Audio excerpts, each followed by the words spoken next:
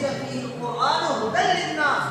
اس قرآن کا مقصد امت کی ہدایت ہے، لوگوں کی ہدایت ہے قرآن۔ اگر آپ نے روزہ نہیں رکھا، اگر آپ نے قرآن سے تعلق نہیں کیا، نہ خدا ہی ملا، نہ مثال صنم، نہ ادھر کے رہے نہ ادھر کے رہے، نہ رمضان کے پورے رحمتوں سے فائدہ اٹھا سکا، نہ قرآن کے صحیح برکتوں سے فائدہ اٹھا سکا، نہ یہ قرآن کے ذریعے ہدایت حاصل کر سکا، نہ اللہ کی مغفرت، اللہ کی رحمت، اللہ کے انعام سے فائدہ اٹھا سکا۔ سب سے پہلے عشرے میں رحمت ہے، دوسرے عشرے میں مغفرت ہے، تیسرے عشرے میں جہنم سے خلاصی ہے۔ جس کو رب کی رحمت نہ ملے، جس کو رب کی مغفرت نہ ملے، وہ جہنم سے بھی نہیں بچ پائے گا۔ جہنم سے بچنے کے لیے رب کی رحمت سے فائدہ اٹھانا پڑے گا، رب کی مغفرت کا سعادت حاصل کرنا پڑے گا، رب کے انعام سے فائدہ اٹھانا پڑے گا، تب جا کر کے رحمت و مغفرت کے سہارے انسان جہنم سے بچتا ہے، جنت میں جاتا ہے۔ اگر رحمت بھی نہیں، مغفرت بھی نہیں، رمضان کے روزے بھی نہیں، قرآن سے تعلق بھی نہیں، نماز کا اہتمام بھی نہیں، پھر وہی پہ ڈنڈی رفتار ملے گی جو پہلے تھی، وہ اب بھی ہوگی، نتیجہ وہی نکلے گا۔